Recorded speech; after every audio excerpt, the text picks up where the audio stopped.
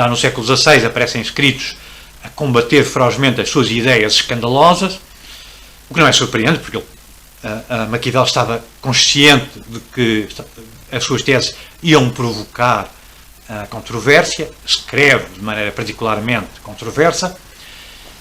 Curiosamente, a controvérsia, a partir do século XIX, é uma controvérsia sobre a interpretação da obra.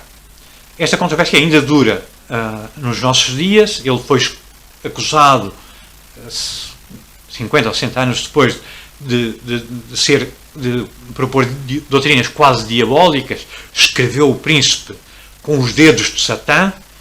Também foi elogiado, um romântico, Meineke, diz que é o primeiro a formular o conceito de razão de Estado, referindo-se aos interesses superiores da nação. Portanto, para muitos, o seu ensinamento seria um exemplo de imoralidade, ou mesmo da moralidade, mas esta amoralidade parece ser neutra, parece ser científica e a condição para fazer uma ciência da política que seja moralmente neutra, que seja axiologicamente neutra. Disputa-se, a partir de certa altura, como se fosse equívoca, por exemplo, a atitude de Maquiavel em relação aos padrões morais e religiosos sobre a conduta humana. No século XX, a preocupação das ciências sociais em evitar fazer juízos morais leva muitos, como o italiano Benedetto Croce, a apresentar Maquiavel como um pensador pragmático, realista, que defende apenas a suspensão das preocupações éticas vulgares quando se trata de abordar questões políticas. Presume-se que a moral não desempenha nenhum papel nas decisões políticas reais. Ernest Cassirer, um alemão do princípio do século XX, ainda esbate mais o choque que o pensamento de Maquiavel provocou no seu tempo, quando diz que Maquiavel se limita a distinguir os factos da vida política dos juízos de valor sobre essa política. E nisso, ao fazer isso, ele está apenas a adotar a posição do estadista. É uma espécie de Galileu da política, diz ele. Muitos intérpretes de Maquiavel parecem justamente apresentar as doutrinas como uma espécie de versão incipiente de uma ciência política neutra quanto aos valores e que se limita a examinar os melhores métodos, a eficácia dos melhores métodos políticos. Para esses intérpretes, a originalidade de Maquiavel seria o seu método científico esvaziado de moralismos inúteis e consciente de que a vida política funciona sem contemplações por esses moralismos. Maquiavel, no entanto, fala do método apenas uma única vez, no prefácio aos Discorsos, e é muito difícil dizer que o conteúdo dos seus escritos não é malicioso ou não é malévolo, que é apenas neutro, porque ele claramente compraz-se nos conselhos que dá. Muitos dos seus conselhos podiam ser máximas de um gangster. Há um filósofo alemão imigrado para os Estados Unidos que dizia, com uma certa ironia negra, com um certo sarcasmo, com o efeito que outra descrição seria apropriada para um homem que ensina lições como estas. Os príncipes devem exterminar as famílias dos governantes dos territórios que desejam adquirir. Os príncipes devem assassinar os seus opositores em vez de apenas lhes confiscar a propriedade, pois aqueles que foram roubados, mas não mortos, podem pensar em vingança. Os homens esquecem facilmente o assassinato dos seus pais mais do que a perda da sua posse do seu património. A verdadeira liberalidade, a verdadeira grandeza consiste em ser avaro com a sua própria propriedade e generoso com a que pertence aos outros. As injúrias devem ser feitas todas ao mesmo tempo, de maneira a serem menos sentidas, enquanto os benefícios devem ser feitos pouco a pouco, a conta-gotas, para serem mais facilmente lembrados. Se é preciso escolher entre infligir injúrias graves ou leves, é preferível infligir injúrias graves. Portanto, é difícil dizer que estes conselhos aos príncipes não são maliciosos. Portanto, embora esta não seja talvez a substância da interpretação que será se faz da própria obra de Maquiavel, tem o efeito salutar de descartar a ilusão de que Maquiavel é apenas um autor de uns escritos cientificamente neutros. Mesmo assim, outros estudiosos fazem notar que que o uso de meios viciosos é apresentado com Maquiavel como uma espécie de último recurso, que o Estado, o chefe de Estado, quando pode, deve ser bom. Ao mesmo tempo que esteja preparado para fazer o mal quando for necessário, mas só quando fosse necessário. Argumenta-se, portanto, que Maquiavel, em princípio, prefere a conformidade com a virtude, todas as outras condições iguais, ceteris paribus, como dizem os cientistas. É verdade que Maquiavel às vezes emprega a palavra virtude no sentido tradicional, mas mesmo nesses casos ele deixa sempre claro que muito mais importante para o príncipe parecer virtuoso do que ser virtuoso. E mais, acrescenta que a eficácia não só às vezes exige o recurso a meios extraordinários, como esse uso do mal como último recurso não é raro, mas pelo contrário, muito frequente na política. Portanto, na linha do que vem nas suas teorias o mero antecipar da separação entre a moral e a política, entre factos e valores, seria preciso apagar todos os adjetivos que Maquiavel usa constantemente ao longo da obra e que estão longe de ser neutros. E ele tampouco é o criador da ideia de Estado moderno como uma forma impessoal de governo que passa através das gerações, independentemente daqueles que governam, e que mantém a paz no seu território. Tem o monopólio da violência, para usar a definição de Max Weber do Estado moderno. Não, pelo contrário, Maquiavel usa muitas vezes a expressão lo Stato, que, especialmente no Príncipe, parece ter a concepção corresponder a estar ligada ao uso da força, da coerção, e estar ligada à expressão latina status, de onde deriva realmente a palavra moderna Estado, que significava na altura condição ou posição, mas um exame atento dos escritos de Maquiavel revela que as passagens dos textos em que Maquiavel usa a expressão lo Stato não confirma esta interpretação. O Stato de Maquiavel corresponde ao latim domínio também. O domínio, nas teorias do direito medievais e do humanismo, corresponde ao património pessoal do príncipe e pode ser traduzido como propriedade privada ou como o domínio político de um senhor. Portanto, o Estado de que Maquiavel fala é literalmente a posse do príncipe, a posse do governante. Além disso, no seu pensamento, não há nunca a formulação de uma ideia de uma organização política impessoal indiferente ao caráter daquele que ocupam os cargos. Pelo contrário, para ele o governo está indissocialmente ligado ao governante e às suas qualidades, nomeadamente à virtude. Por outro lado, o Principado que ele fala, e às vezes que poderia ser o equivalente à noção moderna de Estado, não é necessariamente hereditário. Pelo contrário, ele fala quase sempre de duas espécies de principados, aqueles que são herdados e aqueles que são conquistados por um fundador. Muito menos são instituições políticas baseadas no consentimento do povo. O uso da força é frequente. Portanto, Maquiavel, quando fala do Estado, não se refere a uma unidade política estável que dura séculos, mas a alguma coisa que é frequentemente a iniciativa do governante por meio da fundação ou por meio da conquista. Portanto, a precariedade do governo do príncipe distingue-se claramente da noção moderna de um regime constitucional que não aparece nunca referida em nenhum dos seus escritos.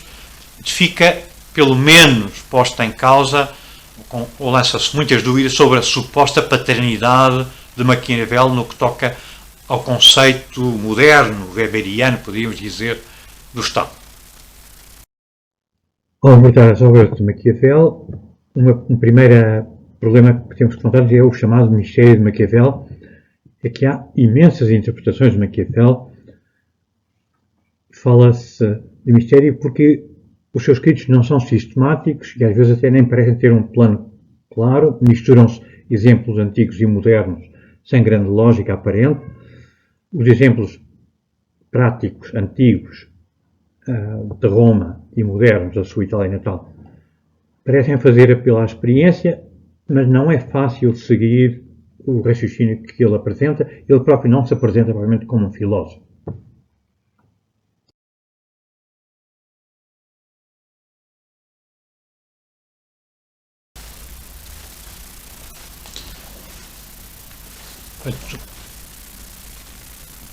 Qual é a ideia-chave dos discórdios? Qual é a lição dos discórdios? Segundo Maquiavel, a maior qualidade do reino de França é o respeito pela lei. Os reis e os nobres de França, que são os governantes, têm poder suficiente para oprimir o povo, são mantidos em xeque, são mantidos sob controle pela autoridade independente do Parlamento. Isto limita as ocasiões de tirania e torna o reino de França um reino civil. Todavia, mesmo neste regime, não é possível viver livremente. O viver é libero, que Maquiavel diz é o ideal supremo.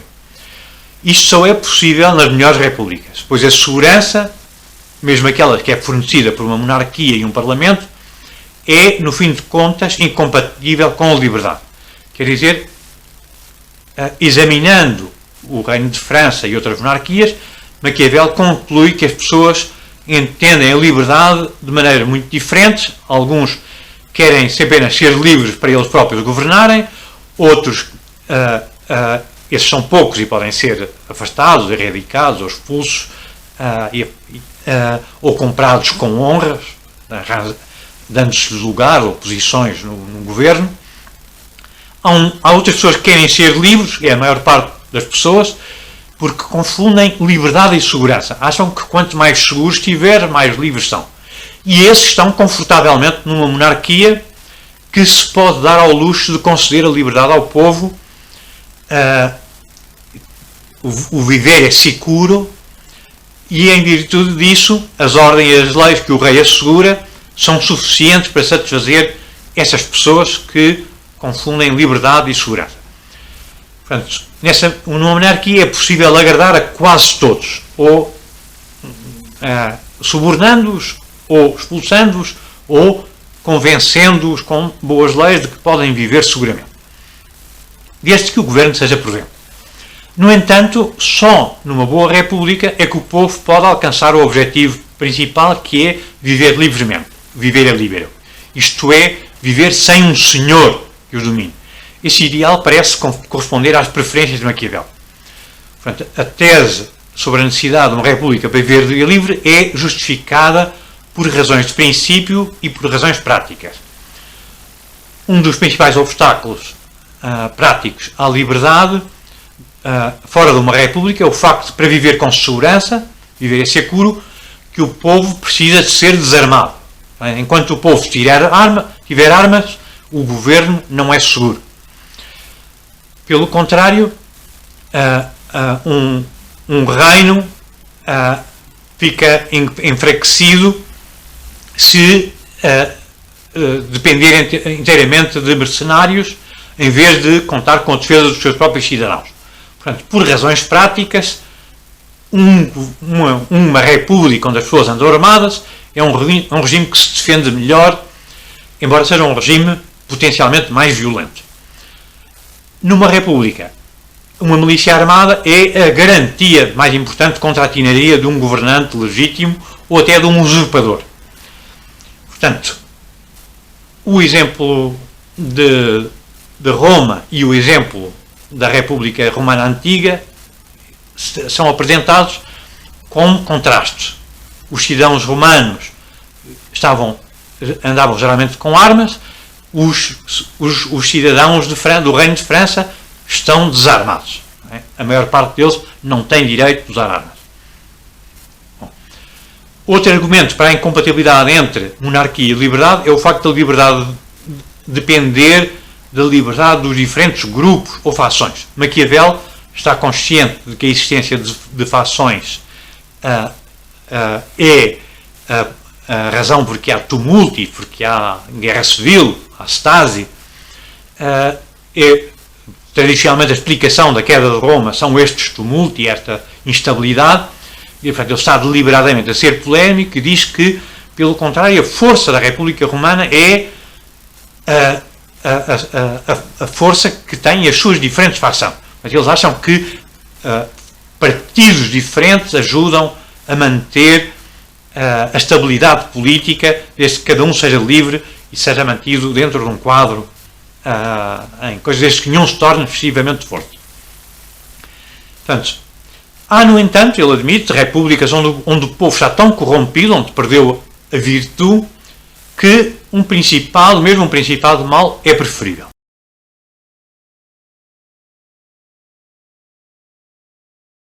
Há também muitas interpretações sobre a posição de Maquiavel no que diz respeito à sua posição em relação à religião em geral, e mesmo ao cristianismo em particular.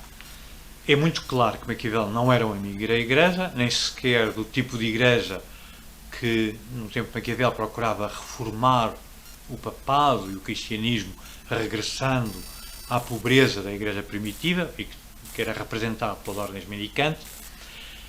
Ele manifesta uma clara antipatia em relação à religião, muito para além do desprezo que sente em relação à Igreja, não só porque no Príncipe fala com desprezo da Igreja do seu tempo e do Papa, mas sobretudo porque afirma nos discursos que o cristianismo retira o vigor que é necessário à vida pública para uma república. É verdade que ele diz nos discursos que as religiões cívicas que incitam o cultivo de uma virtude humana, em vez de almejarem virtudes sobrenaturais ou as virtudes bíblicas da humildade e da obediência, é preferível ao cristianismo.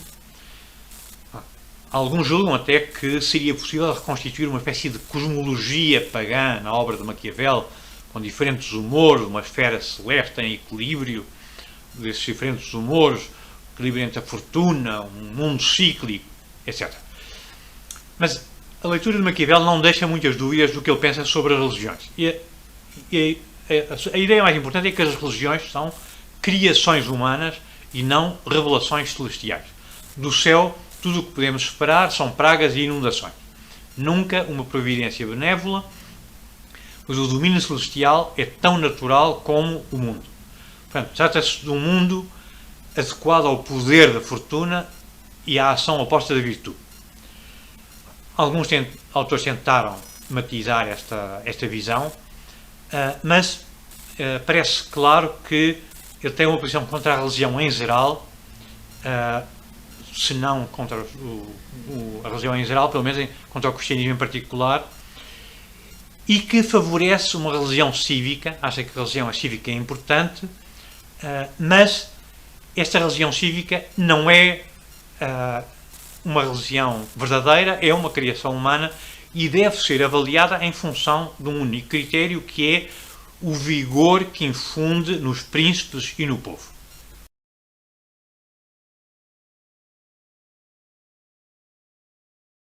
A mensagem política dos escritos de Maquiavel parece ser que os sonhos e as quimeras dos filósofos políticos clássicos têm que ser abandonados e que nos devemos concentrar nas cidades e nos principados existentes. Pois, por vezes, a fundação de uma nova cidade ou reino exige atos que consideramos criminosos e que deixam no governante uma mancha que ele não consegue nunca limpar por completo. A vida política é marcada pelo crime, nasce do crime. Muitas vezes é preciso sujar as mãos para obter sucesso político. Portanto, a partir de Maquiavel, a virtude passou a ter um significado novo.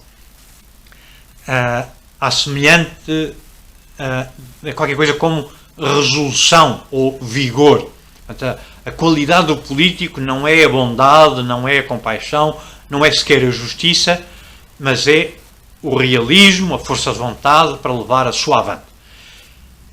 E para isso é preciso instituições políticas realistas que não se podem basear no bom caráter nem do príncipe nem do povo. O que Maquiavel propõe, no fim de contas, é que baixemos a fasquia da vida política sem esperar demasiado dos homens. Portanto, Maquiavel é muitas vezes considerado o primeiro pensador moderno, tanto por causa da influência que teve sobre todos os pensadores modernos posteriores, sobretudo um século e meio depois, mas também porque ele define o quadro, a maneira como pensamos hoje a relação entre a ética e a política. A ética e a política, lembra-nos de Isaiah Berlin, pertencem a esferas diferentes, segundo Maquiavel, e essa é ainda a nossa concepção. Como exemplos da sua influência, bastam talvez indicar 3 ou 4. Spinoza, no Tratado Teológico-Político, lamenta que os filósofos pensem demasiadas vezes nos homens como eles deviam ser, em vez de pensar nos homens como eles são realmente. E mesmo Immanuel Kant, talvez o mais otimista e severo dos moralistas dos tempos modernos, diz que o problema de estabelecer o Estado, por mais áspero que isto pareça, tem sempre solução. Inclusive, para um povo de demónios, desde que eles tivessem inteligência, que tivessem inteligentes, fossem razoáveis, seria possível encontrar boas instituições. Portanto, este novo espírito político, que não se baseia já nas qualidades do governante, nem confia na virtude dos governados, introduz uma mudança, e essa mudança é introduzida por Maquiavel, que transforma não só aqueles que querem conduzir uma política realista, mas como vira do avesso até aqueles que são idealistas e querem mudar o mundo. Porquê é que Maquiavel é tão importante para o nascimento da visão moderna da política? É porque ele, pela primeira vez, defende que a ética e a política são coisas separadas, pertencem a domínios diferentes. A mensagem política de todos os escritos de Maquiavel parece ser que é preciso abandonar os sonhos e as quimeras dos filósofos políticos clássicos, os seus anseios de justiça, e focar-nos nas sociedades reais, naquilo que pode ser realmente alcançado. Porque a fundação de uma nova cidade ou de um reino às vezes requer ações criminosas, que chegar ao poder exige sujar as mãos, e isso não é necessariamente um mal, porque os estadistas têm muitas vezes que sujar as mãos para governar bem. Portanto, a palavra virtude significa uma coisa nova, não só nos textos de Maquiavel, mas na maneira que nós imaginamos as qualidades do político.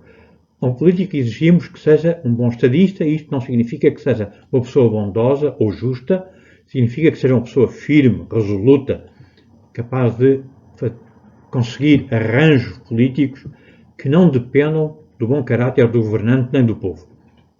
O que Maquiavel propõe, em última instância, é que baixemos o horizonte político, baixemos o horizonte moral, sejamos menos ambiciosos, tanto no que respeita aos governantes, como no que respeita aos povos, aos governados. E, portanto, ele é o primeiro pensador moderno neste sentido e exerce uma enorme influência sobre todos os pensadores posteriores, mesmo aqueles que se recusaram a referir-se ao seu nome.